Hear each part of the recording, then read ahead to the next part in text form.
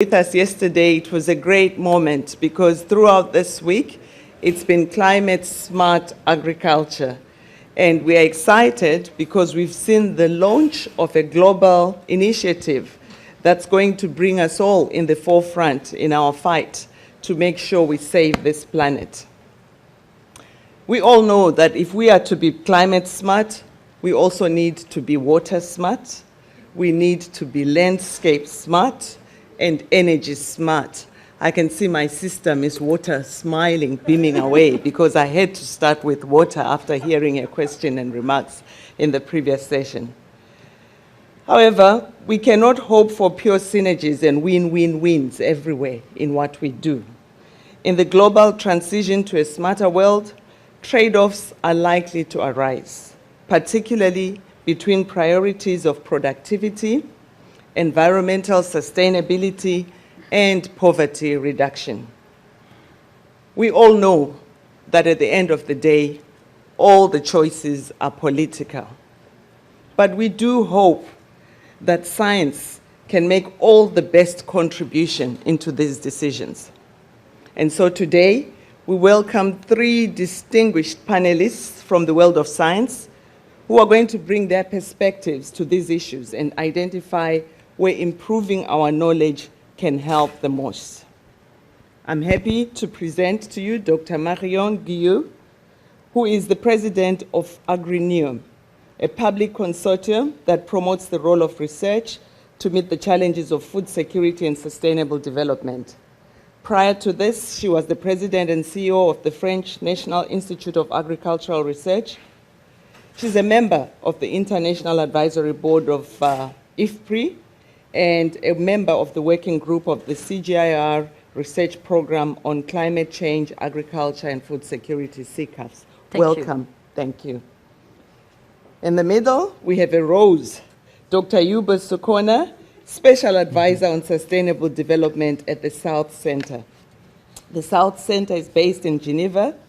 It is an intergovernmental organization comprised of developing countries which looks to promote their common interest in the international arena. Dr. Sokona is a former coordinator of the African Climate Policy Center, ACPC, and is also a co-chair of the IPCC Working Group 3. Thank you, sir, and welcome. Finally, Dr. Cheryl Palm, the Director of Research at Agriculture and Food Security Center here at Columbia University. Welcome. She's a tropical ecologist and biogeochemist. I especially sent that to my daughter because she's been grappling with what to do, so I thought biogeochemist is the way to go. It's the way to go. It's the way to go. Dr. Palm's research focuses on land use change, degradation, and rehabilitation, and ecosystem processes in tropical agricultural landscapes. Ladies and gentlemen, we've got the best of what the world can offer in science, and this is your time. The challenge I have is we've already started 20 minutes late, and we have to be out of this room at exactly 4. So I will be like Tony, I will start with the hard questions. Dr. Cheryl Palm. Ready. Agriculture is a problem. We all accept that, we know that. It is a source of around 1/4 of the world's annual greenhouse gas emissions, and that's now broadly accepted. But we still need to eat.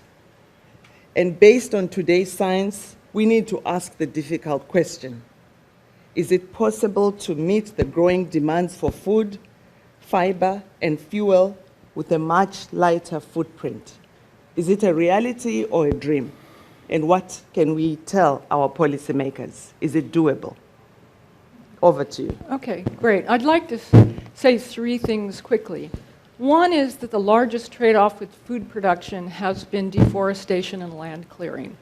I think over the last week there's been great news on that front in terms of the global carbon budget. That deforestation is no longer 25%, it's down to like 15, 12, I can't remember exactly, or even less than 10. So I think that's good. And I think a lot of it has to do with work in the Amazon, fantastic work that brings together science and agricultural policy and this moratorium on soy produced in recently deforested land. And now we're finding the same thing about oil palm grown on peatlands in Indonesia. I think those are two fantastic things that will eliminate the biggest trade-off we have right now, which is clearing more land. Then I want to talk about things that I think are not necessarily trade-offs, but actually growing less for more. And one is nitrogen. And people will say, you're biased, but I do think nitrogen has a great role to play in the synergies. Okay. First, I'll talk about areas where there is too much nitrogen. And I'll talk about China particularly. I was in China just 10 days ago when their paper in Nature came out, just 10 days ago, and it is actually about producing more food with less environmental impact. So they've shown for rice, wheat, and maize that with improved agronomic management, and this is what people always forget, just remember the agronomy, that they've been able to keep yields the same or even increase yields with less nitrogen. And even as, taking 20% less nitrogen and having the same yield, if not higher yields. They've actually increased yields 50% for rice with less nitrogen. So I think these are fantastic examples. The same thing in Mexico has been shown for many, many years. Decreasing fertilizer inputs, nitrogen fertilizer, decreases greenhouse gas emissions without compromising food. So that, to me, is not a trade-off. It's actually more for less. Now I want to talk about systems where there's not enough nitrogen. Okay. Much of sub-Saharan Africa, parts of Latin America, and parts of South Asia. We need more nitrogen, so it's not more for less. Okay. But we're not producing enough food there. So you need more nitrogen to produce more food. So that's a synergy. And there's been more and more research lately shown that up to 100, 150, even 175 kilograms of nitrogen per hectare, that you really don't increase nitrous oxide emissions because you're also increasing crop yield. So to me, that's another smart agronomic thing where you actually produce more food with less of an environmental footprint. Excellent, excellent. We deal in some conversations with the argument that no fertilizer means climate-smart agriculture. And what you're telling us is we've got to do the science. We've got to see what we need and make sure we provide for that. Yeah, I don't think without fertilizer you're going to produce foods in many of the lands we are, especially at the high yields needed if we're not going to deforest. Excellent. Let me turn to you, sir. Smallholder farmers. We heard in the last session that back of the envelope calculation, by 2030, 2040, we are still dealing with 700 million smallholder farmers. What are the trade-offs there? How are we going to make sure that these farmers are productive? Do we look up to the markets to provide? Where is the balance there? What do we need to give and what do we take? I think that the real question here is the agricultural development and poverty reduction in the context of changing climate. Mm-hmm. And then if you frame that in the context of sustainable development, in that regard, context matters. Mm-hmm. It's important because we can argue on different pro and con, the trade-off and synergies, but the context matter.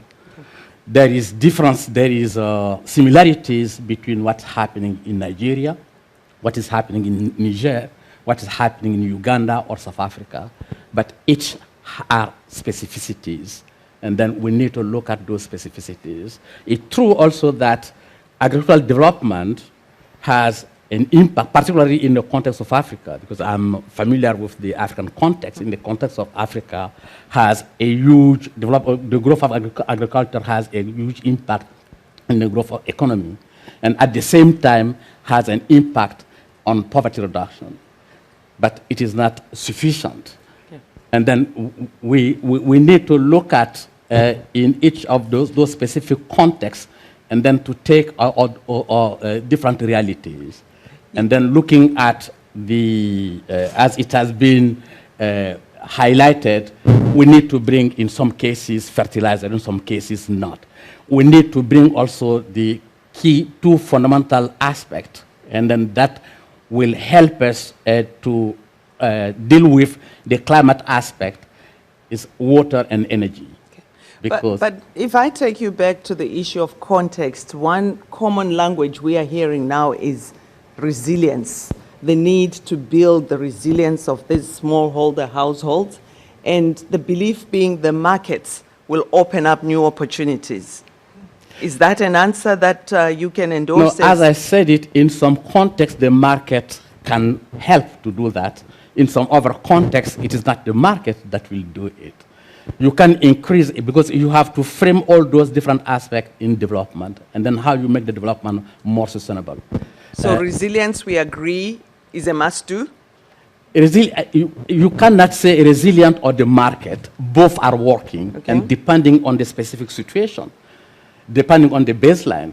In some cases, if you have the basic infrastructure in place, because you can develop the production in the area if you cannot transport if you cannot transport what you have grown, or if you cannot store what you have grown, and then it does not make any sense. In some cases, resilience is important. In some cases, the market is water. And then we have to bring the balance between the two, depending on the local context and the local situations. I'll come back to you and ask you to take us to a real-life situation where we can actually visualize this trade-off and balancing that we have to make in the context of a smallholder farmer in these situations. Over to you, Marion. Yes. We are excited because recent science suggests that there should be more food on our table and less damage. But you are pushing more for reduction of consumption and waste. Unpack that scenario to us. Yes, maybe I want to look at the whole food system instead of just looking at the supply side of it. And if you look at the demand side of it, then you think about diets and you think about losses and waste. Okay. And if I want to take a few figures, when we did agreement foresight exercise with CIRAD and INRA, we had two hypotheses, two scenarios. Either people go on increasing their diets from the tendency we have now, the scenario business as usual, and we would need 80% more in agricultural production. Either you take the hypothesis that people just eat what they need.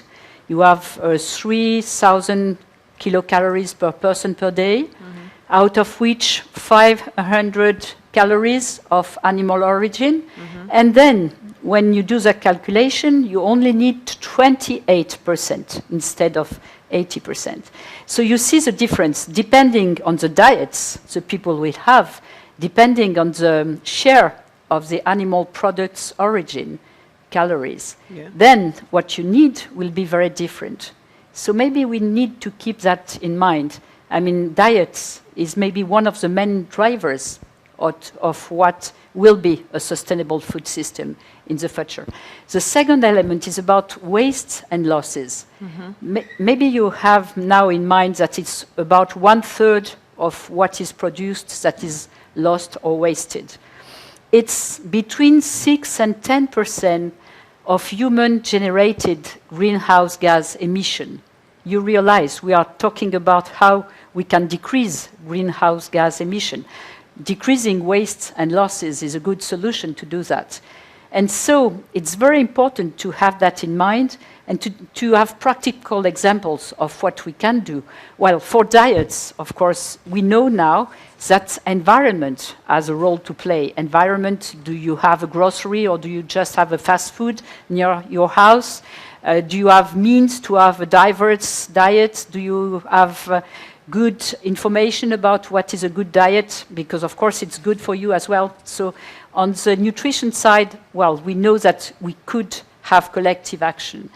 And on the waste and losses, I want to give example of the CG system experience, because I'm a member of the board, so I don't know practically on the field, but we have reports about what is going on in the fields. And I want to quote an experience by Africa Rice using a thresher that has been built, if you want, by Erie before, and introducing that thresher in Senegal. And with that machinery, you have 1/3 less losses. And it makes a real difference, 1/3 less losses for rice when you use those threshers. Okay. And so now there are more than 4,000 threshers all around this part of Africa. So you know, we can do something about waste and losses. So that's practical example. And it's not just a problem of developing countries. You know, we heard about metal silos in Central America and Latin America, so that we have quality of conservation of the produce. So you have a lot of examples of what can be done practically. And it's not just a political decision. I think everybody can make something about it. So, you know, when I present the topic of food security, I think it's very important to tell the people, well, of course you have the people meeting in New York that decided very important things, but you can do something as well. Thank you. The action is at the local level. I want to go to the audience. We've tried to migrate from the agriculture to the local context of the smallholder farmer to diets and management of losses. How do we unpack these trade-offs and synergies? Questions from for the panel.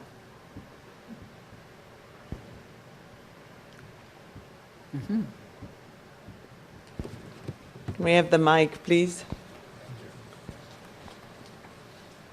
Hi, I'm Rob Bertram from USAID. I'm really delighted with the comments of all three panelists because they've really gone to the heart of some of the challenges that are out there and some of the ideas that say, for example, fertilizer use and climate smart somehow don't go together. So I was really glad to hear you talk about per unit productivity.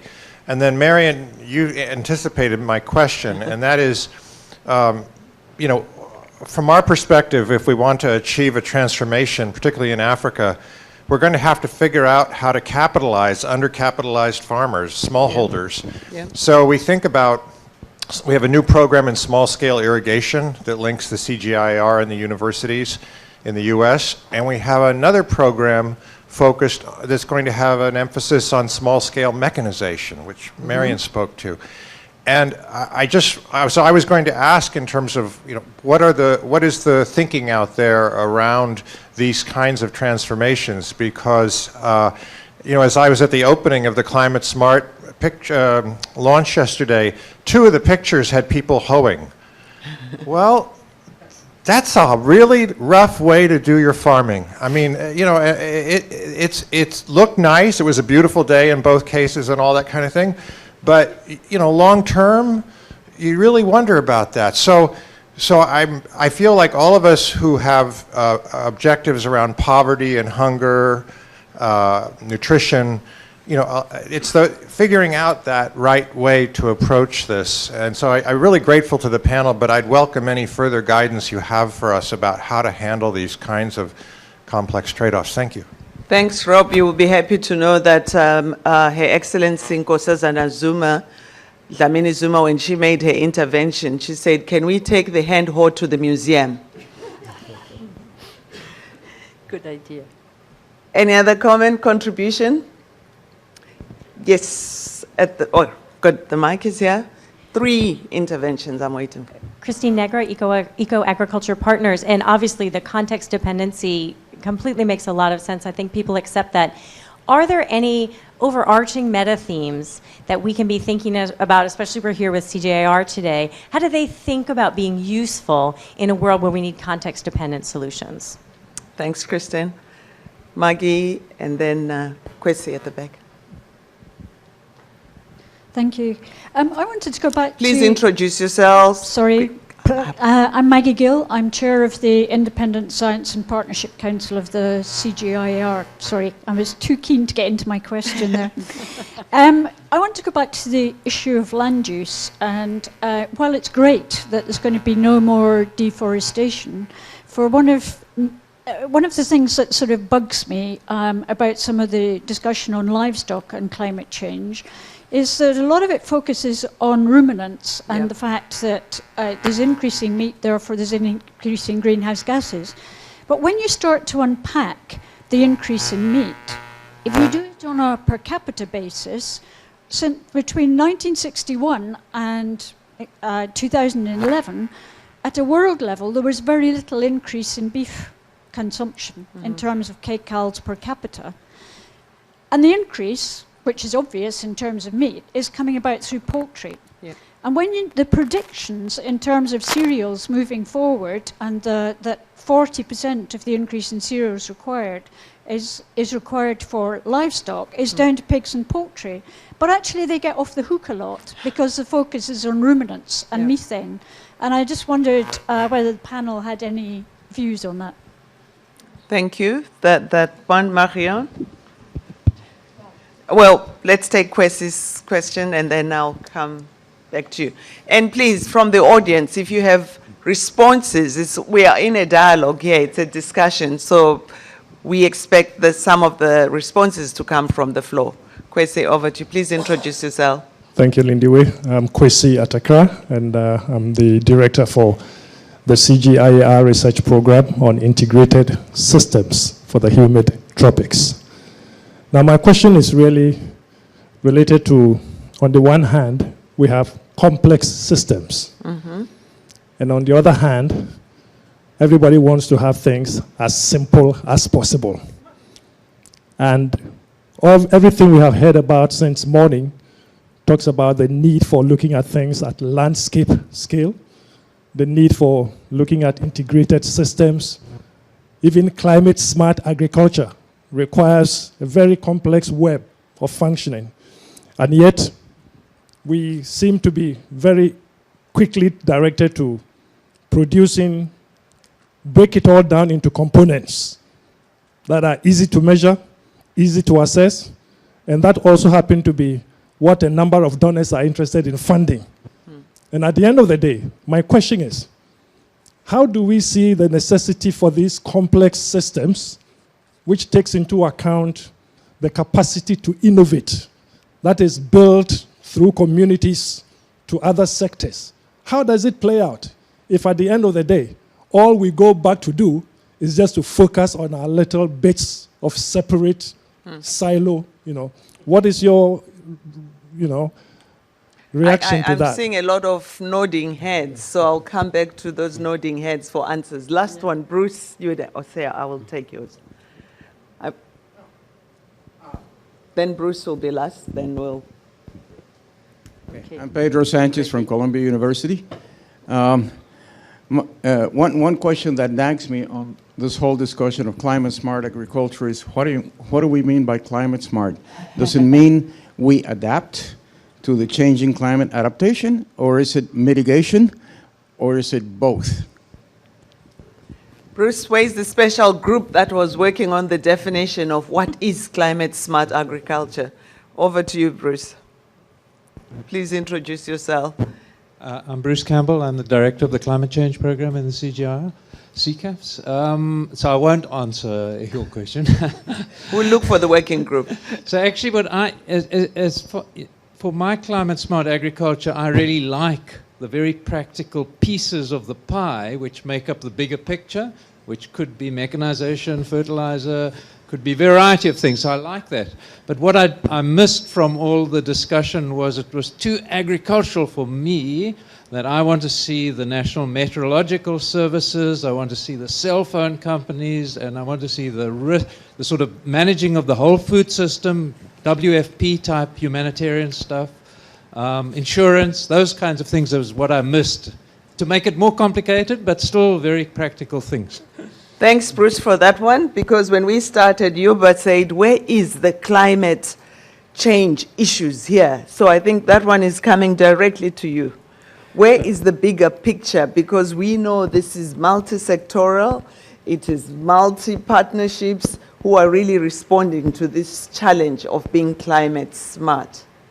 But before we go to the panel, I want a brave lady or gentleman who can respond to what is climate smart agriculture. Because if we don't crack that one, we are not filling the hole. So I want to just kick in some excitement here. Sir.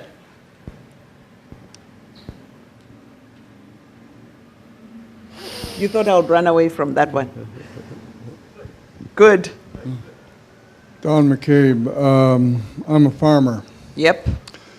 Climate smart agriculture is the fact that at the end of the day I'm allowed to take care of my family. I'm able to put a roof on the church uptown. Occasionally I even think about buying a pizza from my friend in town. It also means that I don't pollute the water underneath my farm because I'm going to drink it. Also means I don't knock off all the biodiversity by either poisoning them or driving them away by taking away all their habitat.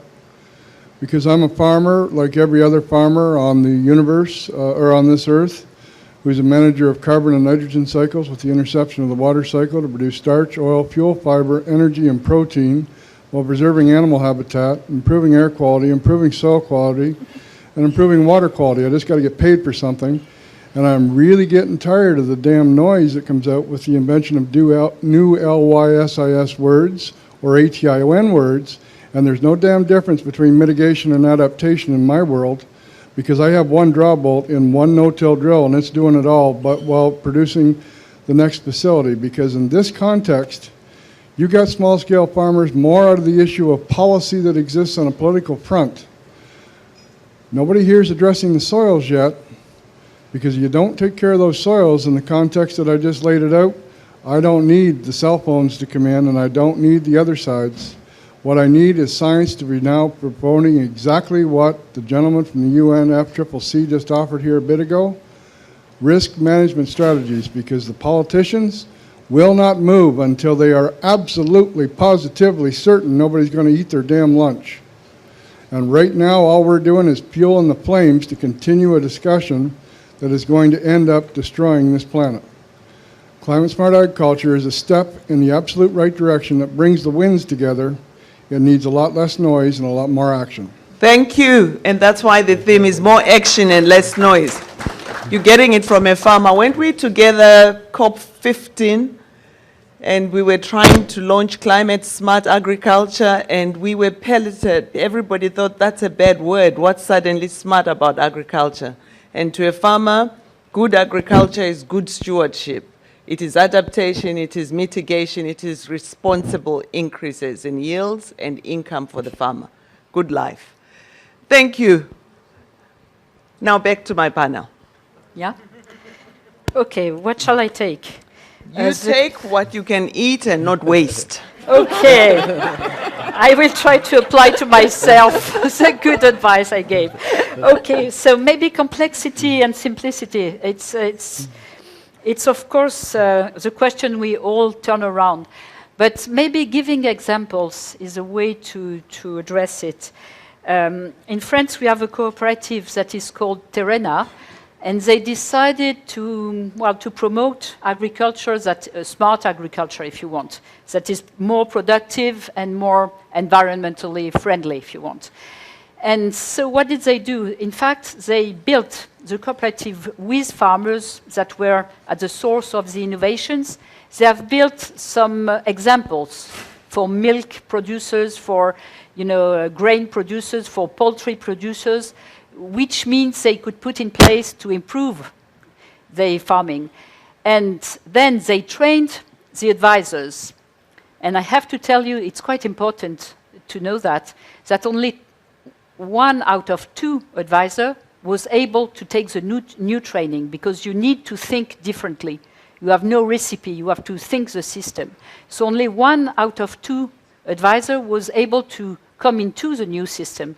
And then, the farmers volunteered to adopt the new system. It's about 80% of the farmers that adopted the new system. So if you simplify, by a collective work, you can simplify the work of the individual farmer.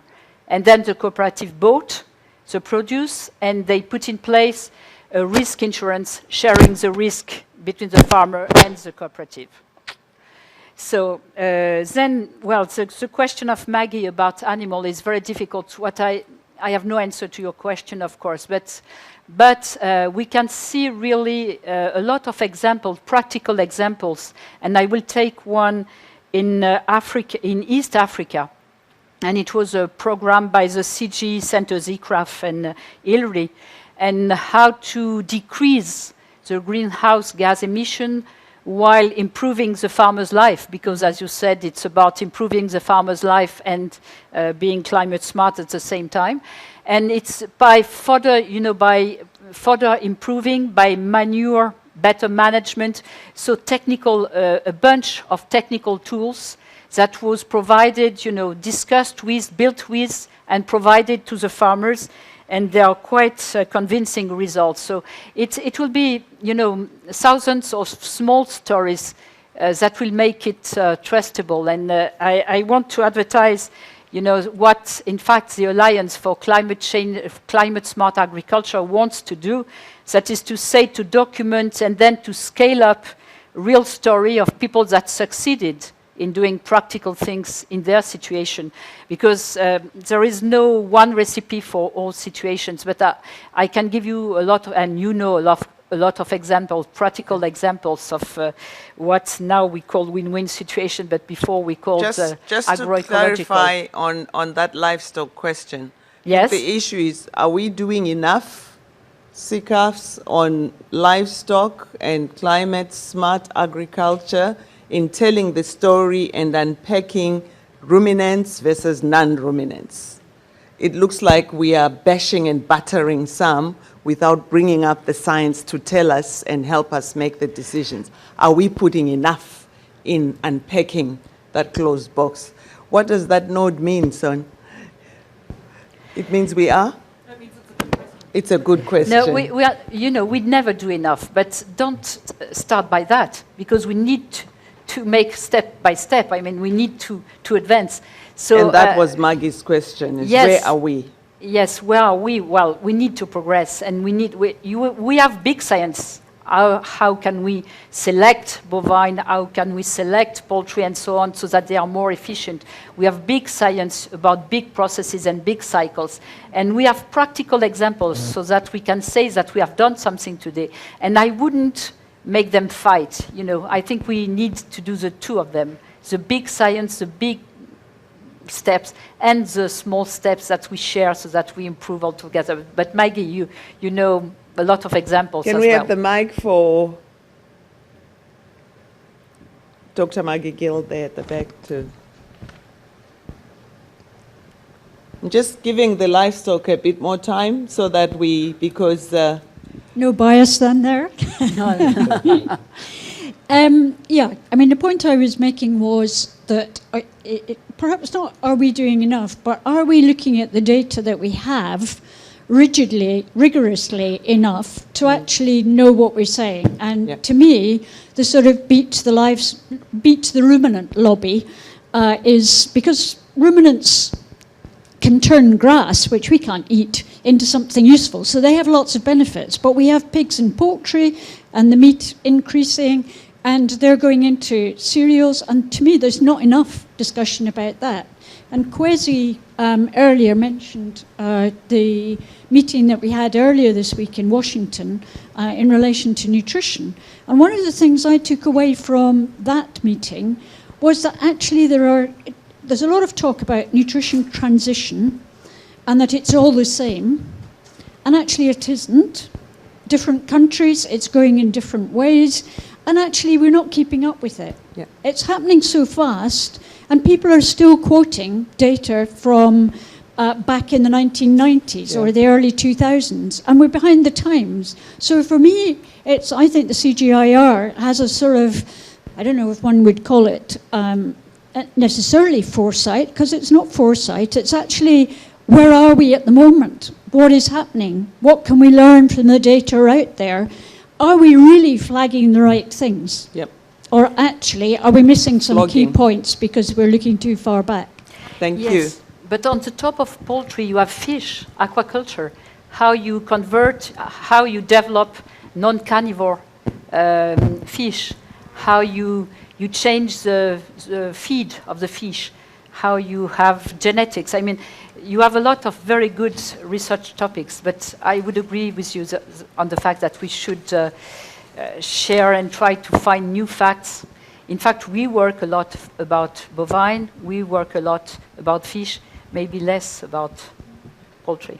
Dr. Palm, you want to come in there and also pick Yeah. up some of the questions that were directed to you? Yeah, just a bit more about the livestock, and that's certainly not my field, but I listen. And I do appreciate your question, because soy produced in the Amazon and the deforestation that was occurring because of that was to feed poultry, pigs, things like that.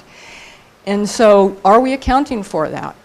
And the other thing is the meat-based diet assumption was quite wrong, because the trajectories are very different. And so I think the IFPRI 2020 livestock revolution, that's already 15 years old, and we need an update on that. I really think you're right. Yep. The other thing is the whole issue about, and this gets back to components versus systems, and the livestock system is separate from agriculture at this point, and that's causing huge problems. Manure management is known to be an area where you can mitigate a lot of issues. And right now they're separated. And how do we reintegrate livestock into the agricultural system? It's been simplified and become a real problem, not just with greenhouse gases, but enormous problems with water quality. So again, systems thinking is important. I will say one other thing about systems and simplification. We have to start with what we know. We have a lot of plot data, and I think we should take that and move with what we know works, both in terms of mitigation, but I like to say mitigation that is also making it resilient systems. So let's go with it. I'm afraid we don't know a lot about the landscape issues other than carbon and biodiversity. And it's many of the other ecosystem services that come from landscapes that are critical for agriculture, pollination, pest control, but water is the key one as we look at climate mitigation adaptation. And I know there's some progress in that, but far too little research and data. There's lots of models about water and what happens, but there's very little data, certainly in the tropical agricultural systems. And I think we need to have combined strategic research at the landscape level, particularly about water, because that's not one that's just summing up the component parts. It's very complex. And it's a delivery of a system from natural systems to agricultural systems, but also within agricultural systems that can really be improved. Thank you. Dr. Sogona, in terms of Bruce, the bigger picture. Let us take the case of a real case. Let us take the case of Nigeria. And then the baseline, 90% of the food is produced by a small farmer within less than 2 hectares. And 70% of the employment is created in the agricultural sector. And then the majority of the farmers are using their hand for cultivation. And that means they have only 5% of the farmer household have draught animal. And then if you bring the tractor in equation, it's almost 3 tractors per 100 farmers. And this is the baseline situation. And then in that context, you have to analyze that in the context of development. And then you cannot only look at the context of development is much more complex and it's much more complicated. This is a baseline. This is the situation of Nigeria. If you take South Africa, the baseline is completely different. That is why I said that the context matters. And then in the case of Nigeria, you have 2 challenges you have to tackle at the same time, because the baseline situation is very sensitive to the climatic condition, the climatic situation. And then you have to make it resilient. Making the resilient will take time. And then at the same time, you have to respond to the short-term issues. And then to make people resilient. At the same time, you work on the system to make it much more climate resilient, the agricultural system. And then to develop also it in a low carbon perspective. And then for me, that goes to the direction of climate smart agriculture. Yep. But that will take time. It cannot happen overnight, because you have to address the issue of climate information. You have to address the issue of information. You have to address the issue of science. You have to address the issues of means that finance and other. For me, that is why I said that all those have to be in a context of development. Yeah. You can take agriculture as an entry point for development, and then it's much more complicated, because if you solve one problem, 10 will pop up. And to make it much more complicated, at the same time, in the context of Africa, We have to deal with the short-term issues that the people resilience day to day because they want to eat today. If they eat in lunch, they do not know if they will eat dinner. And at the same time, we have to invest in the longer-term perspective. Most of our decision, unfortunately, is in a very short-term perspective. But I think what's exciting is that things are beginning to change, and that's what the bigger picture that Bruce is talking about. We heard yesterday from Minister of Finance Ngozi from Nigeria that they are managing this big facility for insurance, which is about resilience of the smallholder farmer, and she's the chair of the Africa-wide ARC program, where they've had the biggest payoffs last year. And Minister Akin is boasting about the cell phones and how he's distributing inputs, and what he now wants is weather transmitted through those cell phones to the farmers so they can be climate smart. I think we've tried, in a way, to sort of unpack these trade-offs and understand. Let's move now to the role of science. Dr. Sokona, I'm not going to leave you around. We know that most of the decisions around environment, livelihood, food security are political in nature. Scientists avail the evidence, but it's the policymaker and mostly the politicians who choose who are the winners, who are the losers. Now, in our context and in real life, is there anything like neutral science that politicians and business people respect? Or is it just a fantasy of us scientists that we are being called to serve and we are doing our duty?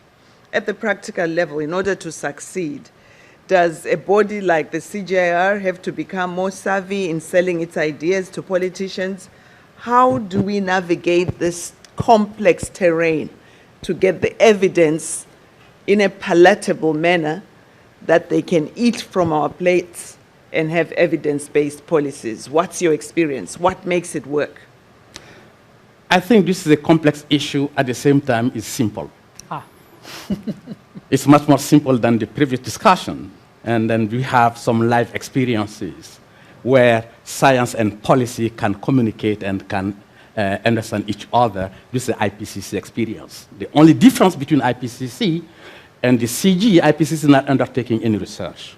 Okay. Is assessing the literature, but IPCC experience can help.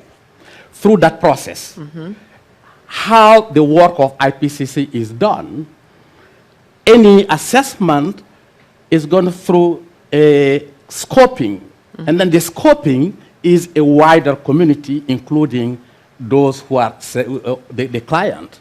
The scoping, and they determine what are the critical issues, the critical fundamental issues that are not determined by the scientists. Okay. And then the scientists, they do the research. And then there is the cycle of review is very important. And the review is done by the peers, and is done also by the government. Okay. Those are those who are using. Yeah. It's important.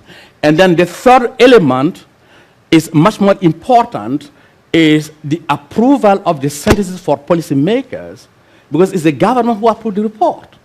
Yeah. But the integrity, the scientific integrity, is by the authors. Okay. So now it's let's a co-production. come back to the context of the CGIAR centers. No, you have brought in that government is at the center, you work with them, and they approve Yes, reports. What I'm trying to explain is that for a body like CG, yes, it can be a broker between two critical clients, if I can use that terminology. Who the is first the broker? client is the policymakers at different levels, all right. from the global, regional, national to local level. Okay. And then they are the one who has to set the agenda of the research for CG. And the farmer? And then I'm coming. I said that this one cluster. And then if it's the broker, it has to be broker between two. And then the second one, what I call it, is the practice communities. Okay. The practice communities is the farmer, is the private sector, is the different other institution, and then so that the science that produce will inform the policy. And at the same time, the science will base also on the practice. Okay. There is an interrelationship between those different, and then the CG became a broker. Okay. And then if the agenda is set by the CG, or if the agenda is set by one of the other communities, there may be some bias. It can be an honest broker. Okay. And then we can base also that in the experience of the IPCC. We're currently battling with contributing and informing and shaping the Sustainable Development Goals. And we are saying there is the IPCC experience, and as CGIAR, they're yearning for help in terms of how do we make sure that this evidence that is being churned is at the center and it's being used to inform the development of the SDGs. As I said, being a broker between the policy and the practice, that is the best way of serving the both and then bringing also what is needed for the policy side and what is needed from the practice side. Thank you. I'll let you off. I'll come back to you, Cheryl, in terms of the challenges, the dual challenges that you presented. We're looking at agricultural productivity and environmental sustainability. So what can science tell us about where and when does it make more sense to maximize current yields versus investing in the long term for the betterment of the environment? Well, I think that we need to step back and see what we have. People often talk about sort of a global, this works. And I think the CG in particular has a responsibility to make sure that the science is context specific. And things don't work everywhere. And there's this big debate about conservation agriculture and soil carbon. As a soil scientist, I'm ashamed we cannot provide enough information about where you're going to store carbon and how. Yeah. And so let's not pretend it's going to happen everywhere. And so let's really take a bigger view and not get caught up in our own science and try to pretend it solves everything. We really need to have evidence-based, but we really need to get context-specific. What agroecosystem does it work in? What climate? What soil? What social context? What institutional context? There's lots of biophysical evidence that we could spout, this works, this works, this works. But it doesn't always work, and adoption is very low. And that's the thing I think where the science hasn't come in that really links the biophysical to the social, economic, and institutional things. And I think the CG needs to take a much bigger step in looking at adoption and the constraints and how we move forward. Thank you. Marion, we come back to you. You are managing this big entity, and also the CG is a big $1 billion institution. What are the best bets as we transition into climate smart agriculture, water smart, landscape smart? What are the best bets for science investments? Where do we put our bottom dollar, $1 billion? What are the priorities that you have in mind, and what would be your message that we can take for sustainable development goals in terms of us scientists? This is where we want to go. Well, I won't pretend to have the answer, but I Try. will give you some clues from based on my experience. Maybe two necessities for scientific bodies. The first one is better dissemination. So better dissemination through advisors, better dissemination through training, virtual universities or real teachers to change the way you teach the people. We were told this morning to teach people working in teams and things like that, so that all together they can have a multidisciplinary look at a problem. Well, first, dissemination is a necessity. Okay. The second necessity for me is because we need to repeat it, is to be attractive so that you do good science. You need quality in science. So that's the basis from my point of view. Then you have bets, and you were asking about bets. And I think there are two bets we are all experimenting at the moment as research institutions. And I saw that in CG and I saw that in INRA. You know, it's about the same. Well, we try, we improve. How to collaborate better with stakeholders. Yeah. And when we say collaborate better, it's that we discuss with them to set the priorities, and that we discuss with them at the start of a program so that you don't sell your results once you have got the results, and trying to find who would buy them. So it's difficult because you need not to be,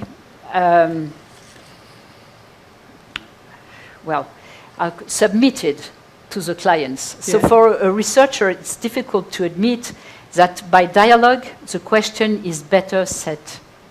It's very difficult That to issue of convince engagement people. is tough for scientists. So engagement, for me, is one of the bets. And the second one is networking. Okay. When we are talking about problems like the one you were mentioning, we need to look at a lot of data. We need to have models being, looked at together. We need people to confront so that we go faster. And networking could be, the Global Alliance that has been launched yesterday, I think, or could be the GPI we have built in Europe between 10 to 21 countries. How do we gather data? How do we share experience? And that's where I think that, the Global Alliance we have talked about yesterday, in fact, they have put in place 3 groups. One is about knowledge. How can we share knowledge? Yep. That would be very useful. The second one is about how do we share environmental policies, if you want. How do policymakers take into account the context and things like that? And it's very important as well to share that. And the third one, and we have talked about a little today, is insurance, financing, investment. And Bruce was telling that we did not talk about the global picture, and investment takes part, of course, in the global picture. So I think it's very important that insurance company worldwide, try to work together to know how they could put in place some special insurance products. Thanks, Marion. I'll come back to the audience now and say, so what are our best bets?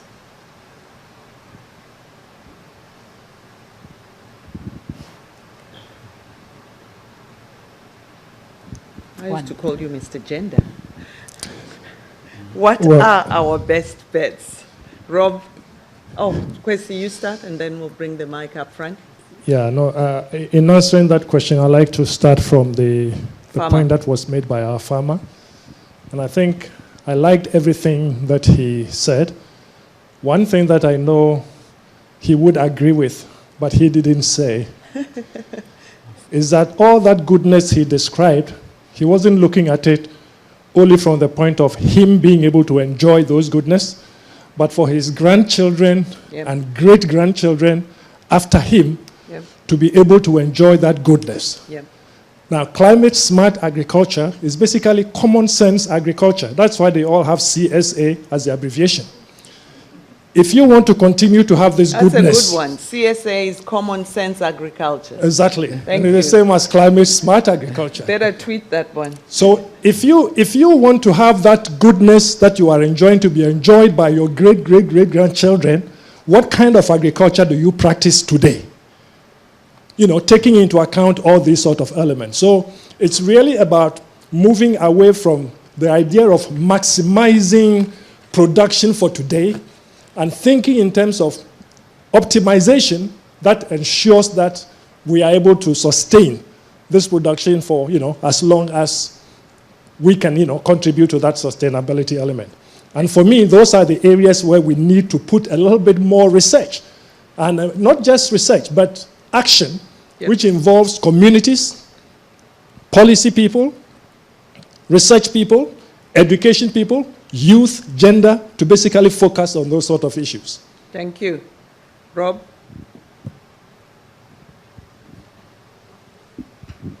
I think in answering your question, Lindiwe, I'd like to come back to Bruce's point earlier about risk. At the heart of Feed the Future, we have something what we call sustainable intensification. And so we think about biomass, and we think about resource use efficiency, and we think about ground cover, and all kinds of things that are based on technology, information.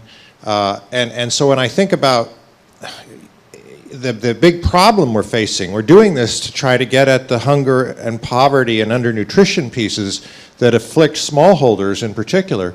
But what we're running into is that they're so risk averse. I mean, they just don't have enough capital, enough buffer to take risks in terms of making investments.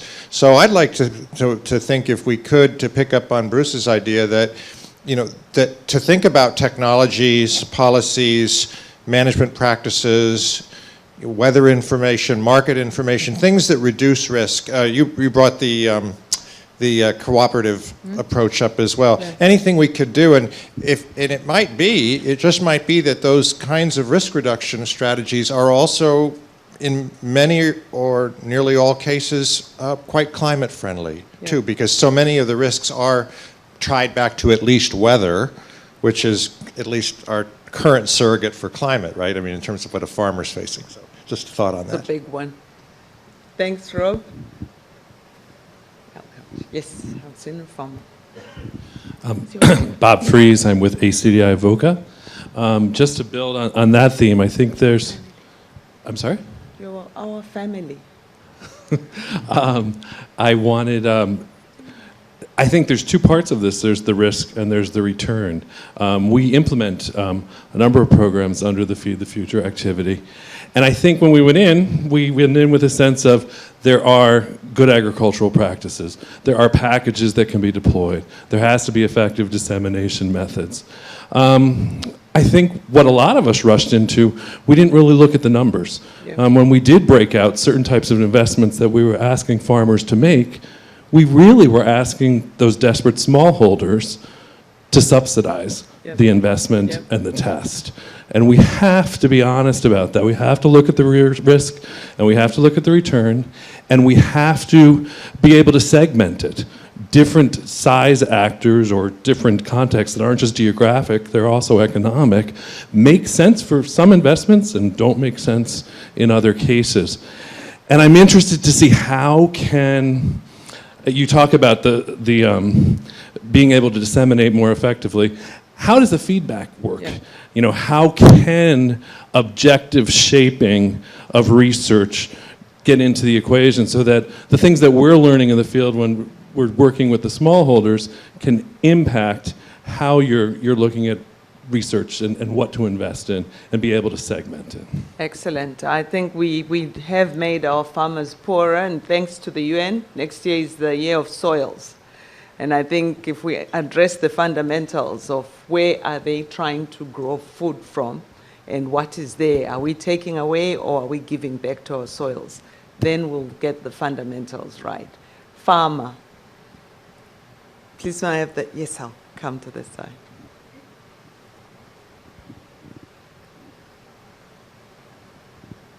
Thank you for the segue to the issue of soils. And I wish to agree with the concept that we don't have enough research done in our soils. I think we know more about how the universe has been formed than we do about our own soil.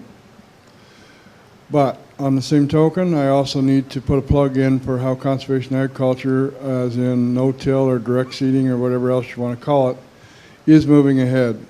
And it's going to move ahead more rapidly in areas where you have moisture to work with, because that moisture is necessary to help break things down, as in residues.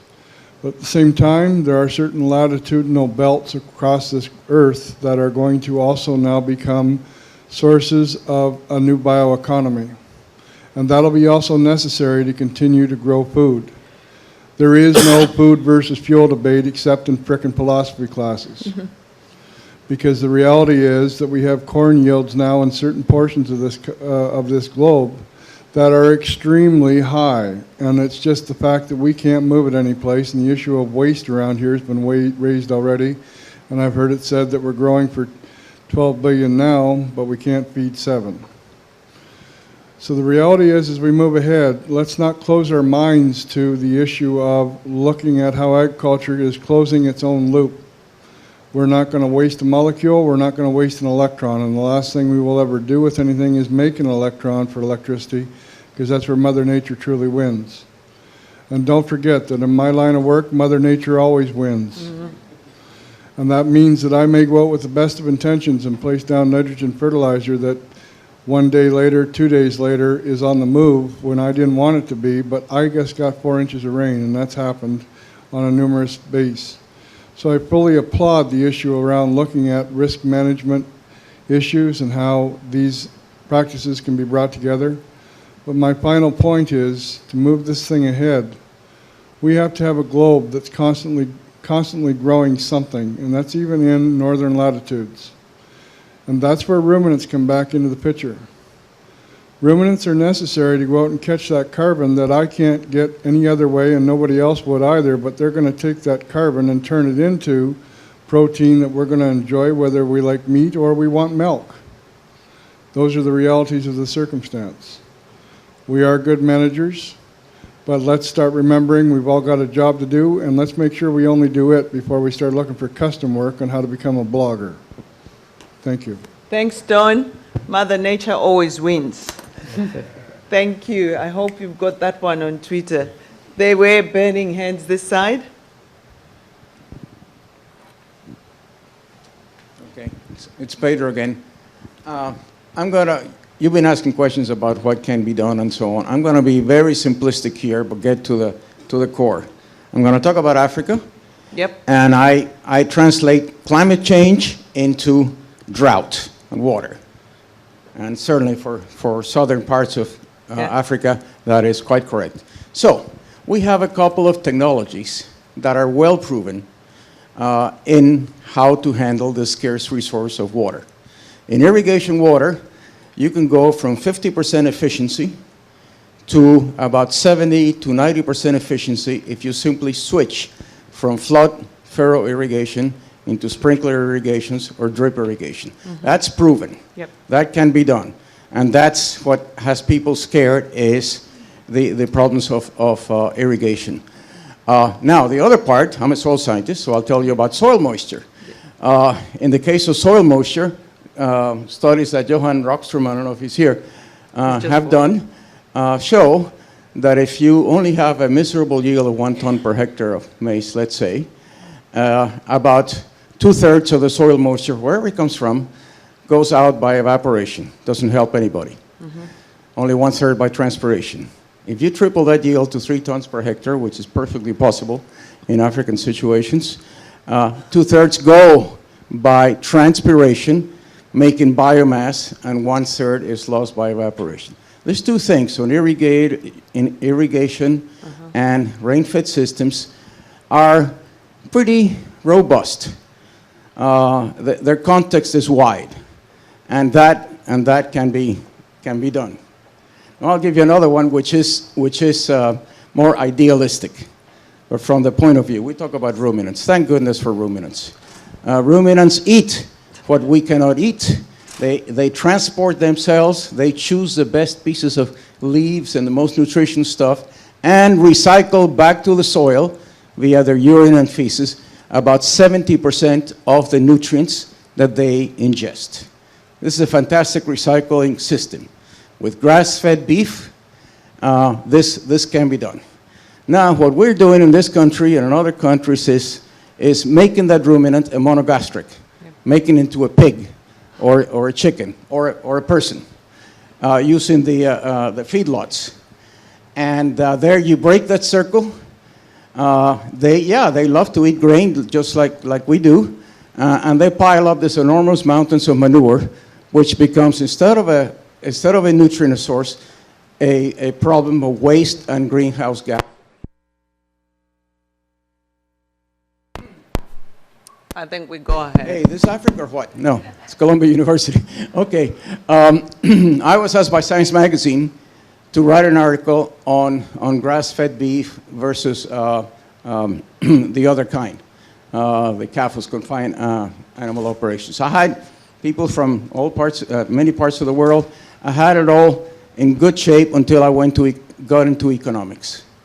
And the economics are painfully clear. It's much more economical to feed these animals confined, to turn the ruminant into a monogastric, and give us nice fatty beef that actually doesn't do as much good. So, ideally, I would say, put a stop to that, the confined animal operations. Let the cattle graze, as they should be. Give them a little supplements, but not not much, like the Brazilians do. Ideally, yes. But politically, it's certainly a non-starter. So clearly the picture you're bringing is when we were dealing with more for more, it made sense. But now we are looking at more for less. So take the animal back to the bush and let it use that which nobody else can use so that they don't compete. Simple science. Thank you. Thank you. I want to come back to the panelists for comments. We've just got 10 minutes, and I'll just want to take you back to where we started from. We looked at the synergies and the trade-offs. We tried to migrate to the science in terms of how do we use the evidence that we have to inform the decisions that are being made at local, national, regional, but more important for shaping and informing the Sustainable Development Goals. Here we're doing it in the context of the CGIAR. We're looking at $1 billion and we are saying, what are our best bets? What is it that we can bring to the world to create a better place? You've had contributions from the floor. You've come in as the experts. What is the take-home message that you have for us? Who wants to have a go first? I can go first. Cheryl's hand was up. Okay. I'd just like to reiterate that I do think there are lots of synergies. It's the adaptation, mitigation, and I think we just need to get those out there, but better targeted so that the science is credible. And the second point I want to say again is let's really find out what works where and why, and if it doesn't work, is it a biophysical or a social issue, or a political issue, institutional? If it's the latter, then what are the incentives that have to be in place? Because we have to move forward. We can't do business as usual, so how do you promote these things that we all think should just be happening and they're not? So let's look at the context, the system context. I work with biophysical scientists, but we really need these teams. We can't pretend we know how to do that. So that's the other point I would like to make. Thank you, Cheryl. I think that one aspect we did not touch on is important is capacity mobilization and capacity building. That is crucial, particularly at national and at a regional level. Those are important elements. I think it's important to use sustainable development as a framing principle. Okay. And then to avoid having, particularly in the context of Africa, dichotomy of adaptation and mitigation. Because the characteristics of sustainable development, of mitigation and adaptation, are the same as sustainable development. And then how you make that development more sustainable. And then that will give to you some perspective. And then it's important also that there is 4 key prerequisites. That's very important in the context, particularly in the context of Africa, that apply everywhere, but it's fundamental in the context of Africa. That is the political will and vision. And then if you have that, we need institutions at the regional or national level.